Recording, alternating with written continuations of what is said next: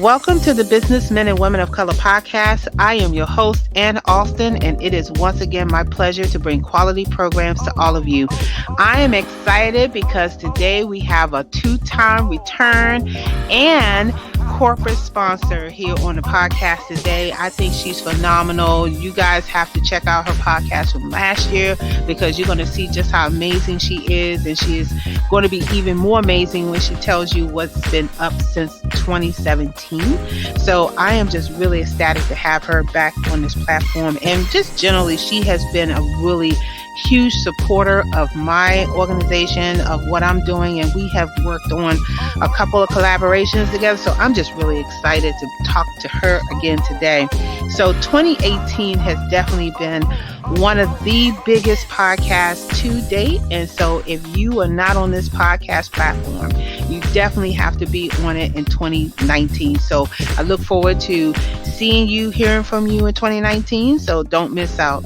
Just in case you didn't know, the purpose of the BMWC is to not only share our industry information, but we are encouraging you, the working professionals, career seekers, and enthusiasts, to look at the different trends of our industry and understand how it's changing and will affect you. So make sure you visit all the pages we're going to have posted, check out all the podcasts, and reach out to the BMWC community to get your information to help your business or your personal life, because you can't get this information anywhere else other than the BMWC community. Before we get started, we would like to take a moment to thank our corporate partners and sponsors, which are Cat Serrano LLC, Cheryl Wood Empowers, Concern and Learning, Evangelism Radio, Genesis Preferred Solution, J Coach International, Nails Tax Help, My Financial Home, P.O.W.E.R, STCI, and the Student Teacher, along with our other business affiliate sponsors and all of the participants that are here to support this effort. So today I am here back with Andrea Landry Brown, who is one of our corporate sponsors, and she is the founder of P.O.W.E.R, and I'm going to let her tell you what that stands for because it is very dynamic. And she is also an online talk show, which is We Are One, that focuses on educating, advocating, and highlighting of mental health recovery and success. And she's very good at that. She has a lot of videos that she does that really focuses on coping skills and how do you overcome any type of anxiety or depression or anything that's related to mental health. She is also an accomplished writer, speaker, and peer mentor trainer. And she also has a master's degree in psychology. And Andrea, she just goes out there and she really strives to educate people on this stuff. And I want you to take a few minutes to check out the rest of her bio because she has some really interesting stuff on there, about her book and everything, which she's going to talk about again today. So Andrea, girlfriend, welcome to the podcast. Welcome back. Hey, ho. I am so excited to be back on this podcast. I tell you, just the fact that we can get the information out there and reach so many people on dispelling the stigma about mental illness, I am just all for it. Yeah, absolutely. And again, I want to remind people that just go ahead and just scroll all the way down to the bottom of this page and just click on her link and listen to her story, because her story is so compelling. And you can give a little bit of that, Andrea, for those who are not able to listen to the podcast. If you can just kind of give a little snippet of, just your background story. And then we're going to get into some of the stuff that you're doing right now. Oh, sure. I grew up in Compton, California. I'm originally from Chicago. I was raised by a single mom. I was diagnosed with bipolar disorder and PTSD in 2006, which was a rude awakening for me. It was harrowing and definitely detrimental. Made me angry and kind of needed to hide. Took me about a little over a year before I decided that I needed to look it up and stop fighting what was going on with me so that I could heal and recover. And after I began to look up what bipolar was and understand what the symptoms were and what I was going through in life, it was time to heal. It was time to find different management skills so that I could learn how to live a productive life. Okay.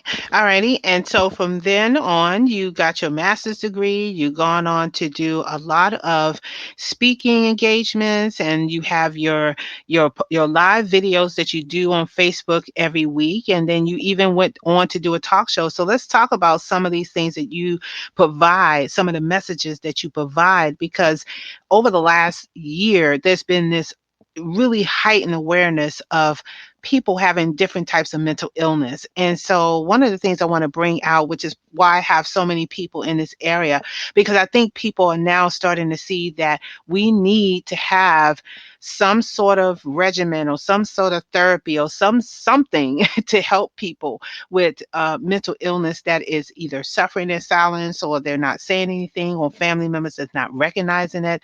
So, we can start with just the general messages that you do in your Facebook messages so that people can come and listen to what you're saying.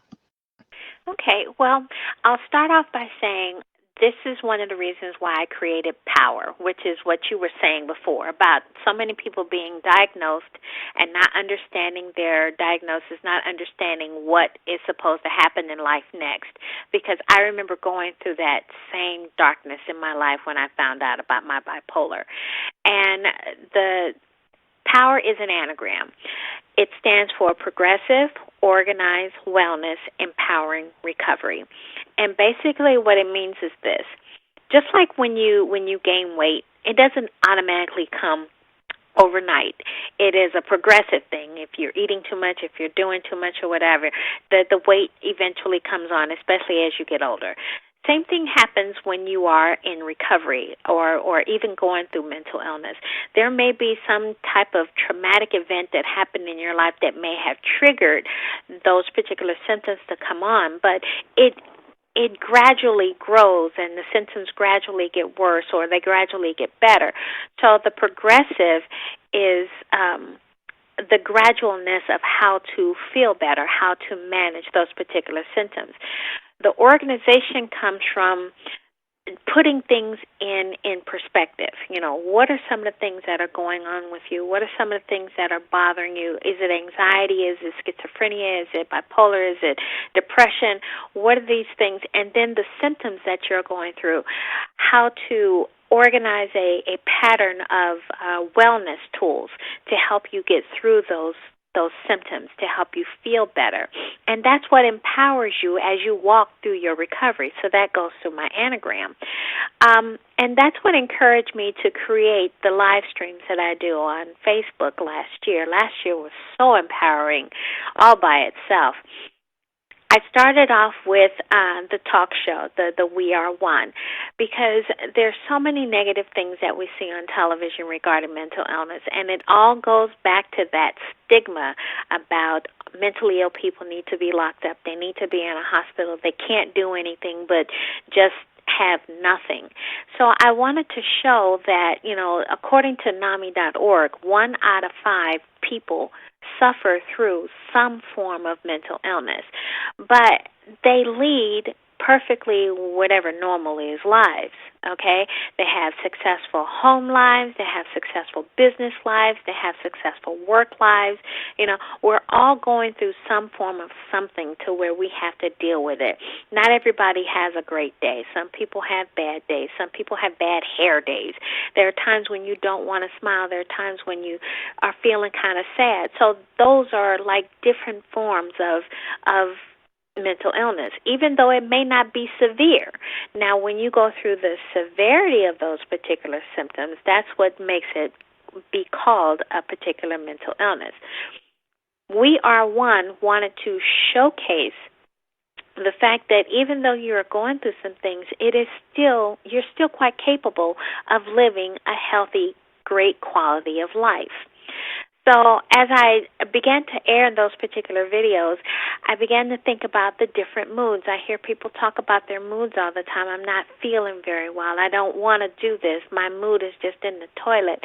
So I wanted to showcase different moods, which is why Mood Monday came to be. even though you may experience different moods throughout the day, those particular moods may change every minute, every second, every hour, or just stay the same through that day. So expressing whatever mood that is and journaling about it, can help you get through that particular mood. It can help either uplift it, maybe moderate it some, maybe minimize it. Well, not minimize it, but smooth it out. That's a better phrase. Because we don't want to minimize anyone's mood. We want to help improve how they feel and how they think about themselves. So just in having a particular show only about moods helps people to understand what mood that they're in, and then practice mindfulness and moderating it and managing it. Then the third one was the coping skills. Now, coping skills is a fancy way of saying pulling yourself up by your bootstraps. At least that's what my mother used to say when we were younger. Mm-hmm. When you're developing coping skills, you're developing different methods on how to manage whatever issue that you are dealing with at the time, whether they be anxiety, depression, hearing voices, restlessness. Just taking the time to do mindful things helps you to refocus and to give a new perspective. Like, my biggest thing is I love to bake. If I'm focusing on whatever it is that I'm doing in the kitchen and mixing those ingredients together and paying attention to whatever the instructions say on how to cook whatever it is that I'm baking, I'm not focusing on the fact that I don't feel good.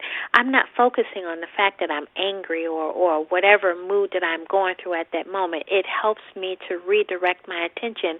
And then as I'm accomplishing this particular goal, it makes me feel better. I'm smiling. Look at what I've baked. Look what I've cooked. Look what I've created. So in doing the coping skills on the Wednesdays, Wednesday is hump day, right? So I chose Right. Wednesday because it is the Mm-hmm. middle of the day. A lot of people are going to work or doing whatever their thing is, like, I've gotten through the middle of the week, now what? So I figured the Wednesday, the hump day, the middle would be the best time to develop some different coping skills, some different mindful habits. Nice, nice, nice. And you said the same thing that two other people said earlier, which what you said about journaling and writing down, how you feel, and so that you can reflect on and you can see how you can fix your issues. And sometimes journaling can help you see your accomplishments. And you said that. I think somebody else has said that. And it seems to be one of those things that people always like to do, or they should do. I know I used to journal. I used to journal my prayers all the time. I used to carry like a little book with me, and every day or every other day, I would just write down my prayers and my wants and my wishes. And then I would go back like a month later and look at it and like, wow, I didn't even know I had did that. Absolutely. Yeah, absolutely. But I really believe that you actually you have taken something that people can sit back and just not do anything with. I mean, I know that I suffer with depression and anxiety, and people can go off in a corner, but somehow or another, you've been able to push through all that stuff and create a platform in which you can put all this stuff out on the shelf and say, you know what, this is how I'm feeling, this is how I'm coping. There's other people that's doing that and have really been successful doing that.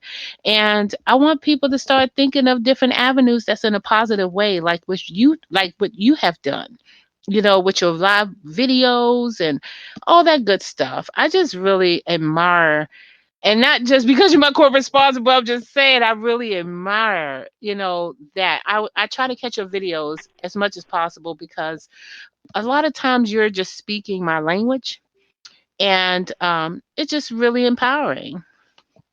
Oh, thank you. I try really hard, and I make sure that I even do a lot of my videos while I'm going through whatever issue it is that I'm going through. Because I remember my husband asking me, he says, why do you do that? Why do you make it everybody's business that you're having a panic attack or that you're depressed or whatever? I said, because there's somebody out there that can't speak on whatever it is that they're feeling. They can't speak on whatever it is that they're seeing, or they don't understand why it is they're going through it. If they see me going through the same thing that they're going through, it gives them a voice. It gives them a different thought. It gives them a way of management and maybe something that they can think of out of the box. Because I tell you, you said you suffer through anxiety, and I don't know about you, but when I'm going through it, Mhm. my thoughts are racing. The last Yeah. thing I'm thinking about is how can I make this stop, or what Right. can I do next? And all I'm thinking about is what can I break and can I make it stop? Right. I think, and you're so right. A lot of us suffer at some form of fashion, some level of anxiety, whether it be a tiny bit, or maybe they're just frustrated and not realizing it's anxiety. But just like you and some of the other therapists who I have talked to on this podcast all says we all need a therapist. We all need to get with someone who's objective so that we can keep each other in check, for our Absolutely. anxiety. Because if you're finding yourself just, matter of fact, I give you a perfect example. It was one time I think we were having a conversation and I mentioned about, I think it was on one of my Facebook posts about the types of anxiety where you sort of feel like that you just got to get out of a situation and it almost mirrors like you're having a panic attack. It's Yes. not, sometimes you can have that level of anxiety and it's not really panic. It's more of just feeling insecure or feeling like, there's something going on and then it passes. Mhm.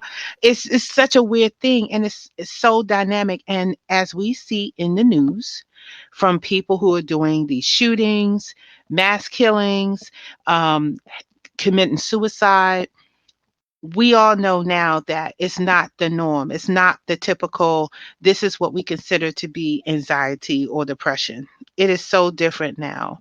The way that people are explaining. I mean, look at Linkin Park, Chester, the lead singer, where he actually told people over a number of years in his interview how he was mentally feeling.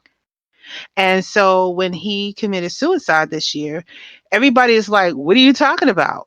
Why did he do that? you know? Right. And it's just really sad because he pretty much said in his last interview, and anybody who wants to know about this particular story, if they could just go to YouTube and look up his last interview, he pretty much said that no matter what or who he talked to, he still could never get past it. And that's the dangerous part because people will either do one or the other. Either they will become violent or they will take their life. And we can't afford Or to keep losing our lives, through or that. they become violent and lose their lives, Oh, because yeah. you have people who can't bear the thought of going alone, or Right. they like I remember doing an interview with a cop. I had gone to a conference, and it was a crisis intervention conference, and the police officer was saying that there are many people out there who are depressed who literally do what they call suicide by cop. And what it is they don't have the nerve, they don't have the will to do it themselves. They can't pull it off themselves. So what they do is they think about other ways of finding someone to do it for them. So either they'll go and stand in front of a cop and point a gun at them, or they'll put themselves in situations to where they have other people's lives in their hands to force a police officer to shoot them. And see, you mentioned Lincoln Park, and to be totally honest with you, I hadn't heard that one, but I'll tell you who I do remember. I remember Robin Williams. Oh, And I yeah, that was remember another when, one. yes, when he passed on. Just Mhm. the joy that he brought to us, and then thinking about the sadness that he was going through, the depression, the deep depression that he was going through, and the fact that he was a recovering addict, you know, Mhm. trying to not only bring joy to his Mhm. audience, but to try and lift himself up too. You know, Right. he couldn't find a way to talk to a therapist to help him get through. And even when we're talking to our therapist, we're not sharing everything. You know, we have to remember that the therapist can't help you if you're not being totally honest. You have to be totally honest. You have to find someone that you can not only depend on, but that you can trust. Because there are some things that we want to keep to ourselves. Not everybody wants to share their depression. I know, and I'm guilty of that. I am an isolator like you wouldn't believe. I don't want everybody all up in my business. I don't want everybody to feel what it is that I'm feeling. So I will go in somebody's corner and just hide and hide. And what happens is, in that hiding, you don't let out the truth. okay? Or you'll placate whatever truth it is that you have going on, and you're sitting in front of your therapist going, yeah, I'm okay. Yeah, this is happening. I got you. Well, thank you. I'll see you next week. Or the therapist budgets, many of the therapists who are receiving Medicaid and Medicare and not necessarily the private insurance, but some of the more public insurance, they have cut down their listening sessions to like 15 and 20 minutes so that they can get Mm, the maximum amount of people in their office. And what right. they don't realize is that they're cutting these people off at the knees. So here you are, you go and you expressing yourself and you're trying to really get it out, and then you get cut off at the knees before you can really get out what's going on. So what I say to those people is be honest. We mentioned about journaling. Write down your journal, what's going on with you, every single detail, even the most painful thoughts that you can think of. Please write it down. If you don't have time that you can sit with your therapist and ask your therapist if you can leave the journal with them. If you trust them that much, let them have your journal. Let them read your journal so that they can come back with you and say, okay, I feel your pain. I see your pain. Let's address this and help you feel better, just so that you won't find yourself in a Hmm. situation to where you are doing suicide by cop or out there being violent and hurting other people simply because you want to dull the pain that's inside. Exactly. And you know what? Speaking of journaling, you did a book that is called The 12 Steps to Reclaim Your Mental Wellness, which is an excellent workbook because I know I got one from her, y'all. And she has some really great information in here that make you think. She has lines to ask you your questions. So talk a little bit about this book, how you came up with the concept of this book, and what the real purpose is, because I think they want to hear it from you rather than me, right? Well, to be totally honest with you, and you'll probably laugh, this actually started off as a joke. I was thinking about the 12 days of Christmas. And I remember the year before I had did the videos of 12 days of mental health cheer. And so it had started off as a joke, fa la la la la. But then when I got ready to write it out, I said, okay, I'm going to make this like a little handheld thing that I can put on one of my webinars or what have you. But it grew. It really grew. So instead of it being a joke, it came out to something a whole lot more serious. Being very creative about self-love. I believe I talked about taking trips. And there's the vacation and the staycation. And I remember trying to explain to my husband what a staycation was. Yeah, what is a staycation? Talk about that. Well, a staycation is basically for those of us who are don't have enough funds to actually go out on a big vacation. A staycation is when you take the time to have self-time. You have all your favorite little things around. Say you may go to a bed and breakfast at the lake.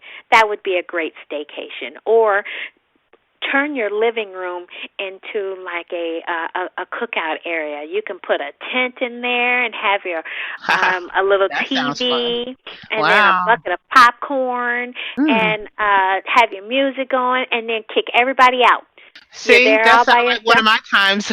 I used to do that years Exactly. ago. Oh And man. there's a staycation. Or better yet, say you want to go to the park. You can go to the park where there's a nice lake and kick your feet up and watch the birds or read a book or listen to some. That's a great staycation. So a staycation is basically just being someplace that you're comfortable, taking some time to self-love on you. Whereas a vacation, we typically think about a vacation when we're going to take a trip somewhere, like on a cruise or maybe flying off to somewhere, what have you. And even if you're taking a vacation, I always say to make sure you cut it short like a day or two. And the reason Yeah. being is that usually when you plan a vacation, you have this huge itinerary about all the things you want to do, and then by the time you come home, you're exhausted, right? Because you done had all that fun, you done did all of that stuff, and now you got to go back to work.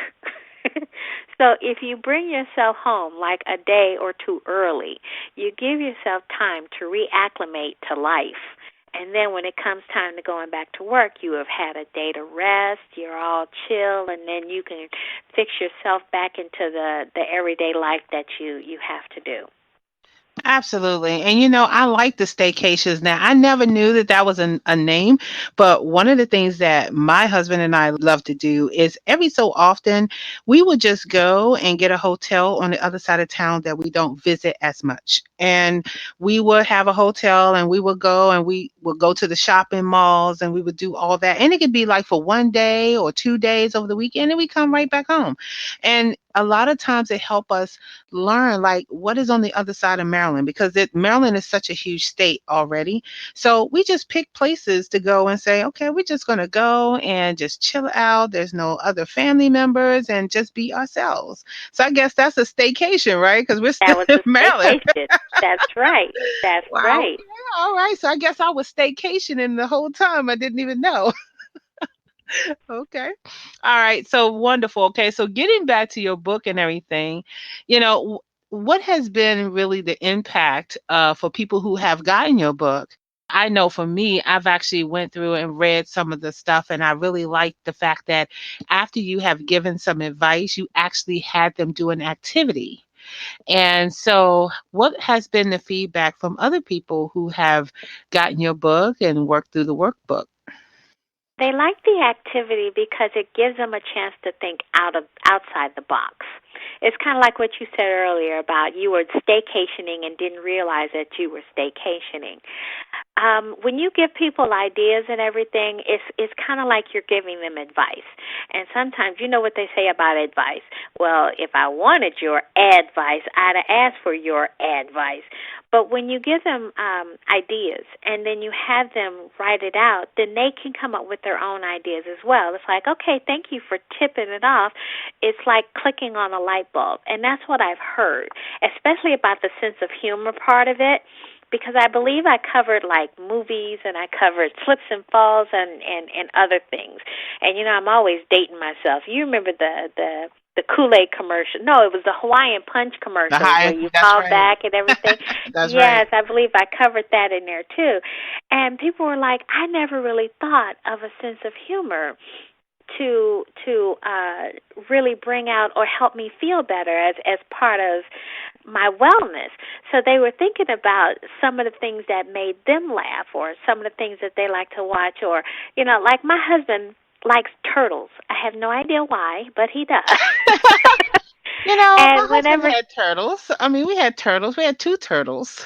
It was pretty well, cool. he's always thinking about green purple turtles on roller skates. Oh Lord. Okay. And that's his thing to make things laugh. So he's like, as he was reading my book, he says, "Yeah, I can put the turtles in the roller skates and spin them." I'm like, "Yeah, you want to make them dizzy, right?" Mm, So that's the main feedback that I've gotten from people who have bought the book was that they like the fact that they can put their own ideas in there. The fact that their light bulb has been turned on to think outside the box for what helps them. okay. All right. So, what other activities will you be involved in the next few months that you want people to know about, or let them know also that you are doing public speaking. So if somebody wants to have you come out and speak to their employees or their staff, or just generally come out to an event and talk about health and wellness, talk about some of the activities that you're going to be in, and your radio show too. You did a radio show at one point. Are you still doing those things? The radio show I put on hold for right now, but I am doing public speaking like what you were saying. I am still in the process of training people to speak in public, to share their stories of their mental wellness and their recovery efforts. So I'm helping them to go to different organizations to educate people and eliminate the stigma on mental illness. I'm also going to be in a play called This Is My Brave, which will be on May 12th here in Baltimore, and it's nationwide. They do it nationwide. That will be filmed and aired on YouTube eventually. And basically what it is, it's a play of individuals who live with mental health issues as well as family members, and they share their stories of recovery and how they're feeling and how they got through it. Not just the painful aspects, but the good aspects of how they're living today. I'll be doing a couple of webinars with going through anxiety and how to manage the anxiety and how to practice mindful techniques. Let me see, what else am I doing? Oh, and come July 27th, there will be a book signing tour. I've got a lady named Anita Johnson coming from Sacramento, California, here to Baltimore to teach women about financial wellness and how to manage your finances. So we're going to talk about financial wellness along with mental wellness. So that's going to be exciting. And you and I are doing a collaboration for individuals who are trying to go to work. Right, So right. yes, Absolutely. yes, Oh, yeah. yes. We got to do that again. So, what she's talking about, y'all, is that last year we did a Get the Job workshop, which helped individuals who are having trouble finding jobs or going back to the workforce, or college students to come in and get free resume critiques. And Andrea was nice enough to come down and talk about business acumen skills. So, we're going to have a part two to the Get the Job coming up in April.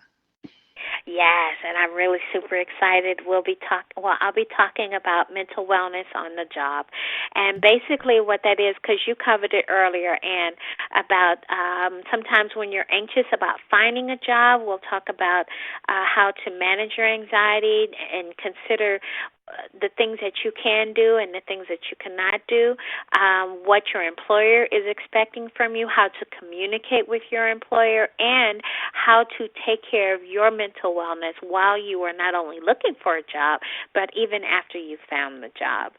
Um, Yeah. I believe that's what I've got going on this year so far. Of course, there's Okay. still so much more of the year to come, but I so far. know, I know. And you know what? One last thing you want to tell people about too is that you have been chosen to do some counseling or some consulting with an organization coming up. So you're going to be doing some of that too, right?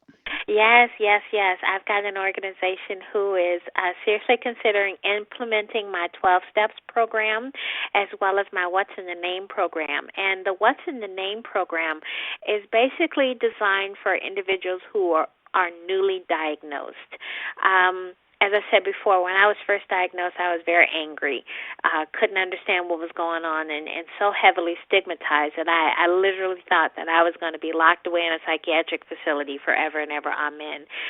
So what the What's in the Name program does is help individuals not only understand their diagnosis, but to learn some different coping skills and to remind them that they're still a human being, not to identify themselves as the diagnosis, but to identify themselves by the God-given name that they were given, and to live their lives as to the best of their ability. Okay. So go ahead and give everybody your contact information so that they can reach out to you to have you come speak, or if they want to know more about your 12 steps book and your programs, give them your contact. Okay, well, you can find me at www.andrealandrybrown.org. That's my website. My phone number is 443-805-5884. You can find me on Facebook and on LinkedIn under my name, Andrea Landry Brown. I'm also on Instagram under Mental Wellness Diva. Yes, I am the diva. And let me explain that, because every time I tell people I'm the diva, they kind of look at me like they do them rock stars, like, oh, you got to have everything your way. Mhm. It's not so much that. It's more the strength of it. To me, when I call myself the diva, it's because I've walked so far in this road of recovery of mine, and I've learned so much that it has made me stronger as an individual, as a woman, and as an advocate. I have gained quite a bit of resources and knowledge in management skills that it has made me stronger as an individual. So to me, that strength that I have learned for myself and to assist others. That's why I call myself a diva.